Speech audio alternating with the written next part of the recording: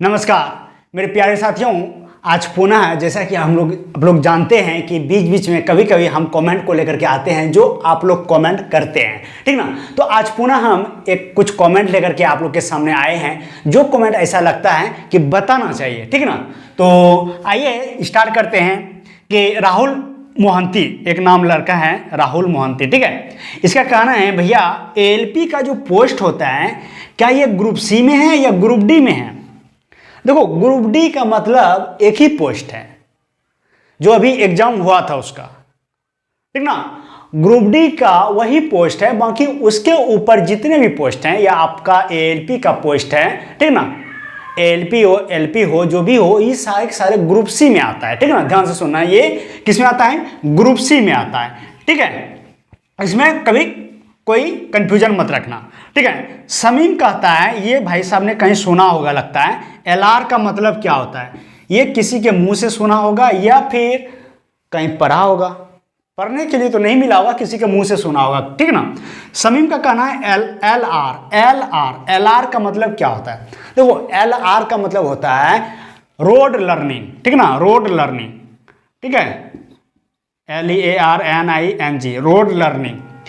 कहने का मतलब आप जैसे आप अपने घर से कहीं मार्केट जाना है, आप छोटे हैं या किसी छोटे बच्चे को मार्केट दिखाना है, तो वो मार्केट दिखाने के लिए आप उसको ले जाएंगे, वो आपके साथ जाएंगे ना, तो आपके द्वारा उसको एलआर दिया गया। क्या किया गया, एलआर दिया गया, मतलब रोड लर्निंग, उस रोड के बारे में बताया गया। घर से मार्केट तक जाने के लिए कितना बार मुड़ेंगे, कभी बाएं कभी दाएं, समझ रहे हैं ना। तो उसको जो आप बताएं, जो दिखाएं, उसी को एलआर कहा जाता है। तो रेल की भाषा में जब हम कोई गाड़ी चलाते हैं, तो जैसे कि चलो हावड़ा से मालदा जाना है, तो हावड़ा से मालदा जाने के लिए क्या रूट है, आपके रूट में क्या क्या सिग्नल पड़ता है, गेट होता है, तो ये सारी चीज देखना होता है, ठीक ना। उसी को एलआर कहा जाता है, ठीक ना, इसमें कोई डाउट नहीं है, ठीक है। सम्राट का कहना है कि हॉर्न देने के लिए क्या कोई पोस्ट रहता है। इसने तो हिला दिया, वाकई में इसने हिला दिया।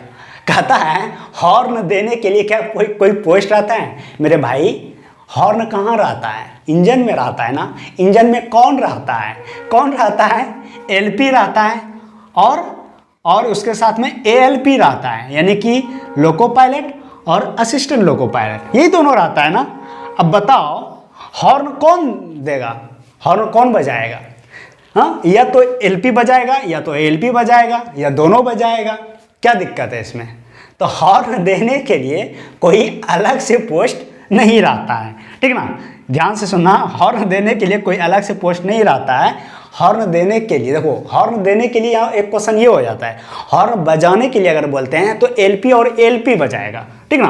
हॉर्न देने की बात कर रहे हैं तो उसमें हॉर्न को बैठाया गया है, तो वो सारे कम टेक्नीशियन के होते हैं, ग्रुप सी स्टाफ में आते हैं, जो कि लोको शेड में काम होता है। जहां लोको का शेड है वहां काम होता है, वो इसको बैठाते हैं, वो सब मेंटेनेंस स्टाफ का काम है, ठीक ना, जो कि टेक्नीशियन के तौर पर आते हैं, ठीक ना, जिसको ग्रुप सी में ही आते हैं, वो भी ग्रुप सी में आते हैं, ठीक है, क्लियर।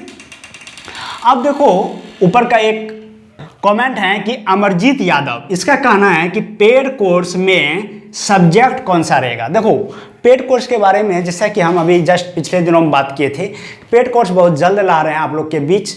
आप लोग का जितना भी कंफ्यूजन है, जो भी डाउट है, वो सारे उसमें क्लियर होता रहेगा, क्योंकि वो जो रहेगा वो live class face to face, या तो वो जूम पर होगा, ध्यान से सुनना, या तो वो जूम पर होगा, हाँ, या फिर गूगल मीट पर होगा, ठीक है ना। गूगल मीट है ना, उस पर होगा। इसी दोनों में से किसी एक पर होगा, वो भी हम क्लियर कर देंगे, जहां कि आप हमसे फेस टू फेस बात कर पाएंगे, किसी भी तरह का डाउट पूछ पाएंगे, ठीक ना। देखो हम हमेशा बोलते हैं पढ़ाई का मतलब सिर्फ पढ़ाई करने नहीं होता है, ये भी देखना होता है कि कितना क्या आप पढ़ रहे हैं। ये सबसे बड़ी चीज मैटर करता है। जो चीज पढ़ना चाहिए क्या वही चीज पढ़ रहे हैं, या फिर आप ऐसे किताब निकाल करके बैठे हैं और आपका दिन और समय पार होते जा रहा है। फिर एग्जाम के टाइम में एग्जाम देंगे तो रिजल्ट नहीं होगा, तो फिर मोदी को कोसना या जो सरकार होंगे या जिसका सरकार होगा उसको आप कोसेंगे। ऐसा नहीं होना चाहिए। इसीलिए जो है ना, पढ़ाई जब करते हैं ना, बहुत चीज़ को ध्यान में रखना पड़ता है। जो कैंडिडेट इसको रखते हैं वो देखना कई सारे रिजल्ट देता जाएगा। ऐसा नहीं है कि एएलपी के लिए उसने पढ़ा है, एएलपी का तैयारी कर रहा है तो एएलपी का रिजल्ट देगा। वो अगर टेक्नीशियन आ जाएगा तो टेक्नीशियन का रिजल्ट नहीं देगा, या फिर ग्रुप डी आ जाएगा तो ग्रुप डी का रिजल्ट नहीं देगा। ऐसा नहीं है। उसका देखना प्रत्येक एग्जाम में उसका रिजल्ट होना चालू हो जाता है, ठीक ना। वो कोई भी एग्जाम हो, कोई भी, मतलब जहाँ समझ रहे हैं ना, नीचे लेवल का। अब तुम यूपीएससी का बात मत करना हमसे, ठीक ना। तो पेड कोर्स में सब्जेक्ट जो रहेगा, फिलहाल जो आपका मैं पेड कोर्स ला रहा हूँ वो आपका जो आने वाली वैकेंसी है या जिसकी आप तैयारी कर रहे हैं, उसमें जो आपका सिलेबस है वो फिजिक्स जो डाला गया है, फिजिक्स, केमिस्ट्री और मैथ, ठीक ना। मेरा जो टारगेट है अभी फिलहाल इसी पे टारगेट है। हालांकि आपका जो कोर्स, जो पेड कोर्स रहेगा उसमें धीरे धीरे ऑल सब्जेक्ट को कवर किया जाएगा, लेकिन अभी जो आपका रहेगा वो टारगेट रहेगा, सबसे ज़्यादा टारगेट फोकस क्या हुआ रहेगा, फिजिक्स पर, ठीक ना, और केमिस्ट्री रहेगा और मैथ रहेगा, ठीक ना।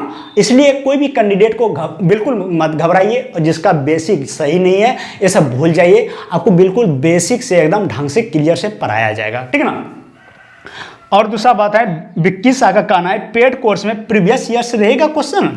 देखो, प्रीवियस ईयर क्वेश्चन हो या कोई भी क्वेश्चन हो, जब आप, हम हमेशा बोलते हैं, अगर मेरा वीडियो जो कैंडिडेट मेरा वीडियो कंटिन्यू देखते होंगे, हम उसको हमेशा बोलते हैं कोई भी बुक हो, कुछ भी पढ़ो, आप सेट लगाओ, कुछ भी पढ़ो, प्रीवियस ईयर पढ़ो, कुछ भी पढ़ो, थ्योरी को कंप्लीट करो। थ्योरी जब आप कंप्लीट रखेंगे ना तो आपका प्रीवियस ईयर ऐसे पार हो जाएगा, ऐसे हुक देंगे, इसे फूकेंगे उड़ जाएगा, ठीक ना। इसीलिए उसमें इंक्लूडेड प्रीवियस ईयर भी आ जाएगा। हाँ, आपको जो प्रीवियस ईयर, आपके मन में ये है कि प्रीवियस ईयर का पर्सनल क्वेश्चन बताया जाएगा, तो हाँ, प्रीवियस ईयर का पर्सनल क्वेश्चन बताया जाएगा, लेकिन पहले थ्योरी को कंप्लीट किया जाएगा। वो थ्योरी कंप्लीट होने के बाद देन प्रीवियस ईयर का क्वेश्चन टच किया जाएगा, ठीक ना। तो इस सब बारे में चिंता करने की जरूरत नहीं है, ये सब आपका ऐसे हम खत्म कर देंगे, ठीक ना। दूसरा है ओमकर, इसका कहना है पेड कोर्स की फी ज़्यादा मत रखना भैया। मेरे भाई, पेड कोर्स का फी बिल्कुल नहीं रहेगा ज़्यादा, क्योंकि आप लोगों को पता है मैं एक जॉब होल्डर हूँ, खुद मैं जॉब करता हूँ, तो आप लोगों को पता है मेरा सैलरी इधर से आता ही है। ऐसा नहीं है, देखो एक्चुअली हम मेरा भी तो कुछ समय है ना, हम भी तो आप लोग को कुछ समय देते हैं, टाइम देते हैं, तो उसके लिए कुछ हमको भी होना चाहिए समय के हिसाब से। तो हम फी ज़्यादा नहीं रखेंगे, इसके लिए आप लोग बिल्कुल चिंता ना करें, ठीक ना। बिल्कुल नहीं फिक्र रहिए, इतना फी कम रहेगा, यानी कि इतना नॉर्मल फी रहेगा कि आप लोग को पे करने में बिल्कुल भी घबराहट नहीं होगी, ठीक ना। तो इसीलिए फी का चिंता बिल्कुल ना करें, ठीक ना। फी बिल्कुल कम ही रहेगा, ठीक है। तो ये जो कमेंट था, कुछ ऐसा कमेंट था जो हम आप लोग के बीच में रखे हैं, ठीक ना। और मेरे प्यारे भाई, हम हमेशा बोलते हैं, लास्ट में जाते हैं टाइम फिर से बोलते हैं, पढ़ाई कीजिए, मन से कीजिए, उन जो टाइम टेबल आप बनाए हैं उसको फॉलो करना मस्ट है, उसको फॉलो करना जरूरी है, ठीक ना। नहीं तो फिर आप कुछ भी नहीं आपका होगा, ठीक ना तो आप उधर करेंगे ना इधर करेंगे, वही बोलते हैं ना, बीच में अटके वही वाला कहानी हो जाएगा, ठीक है।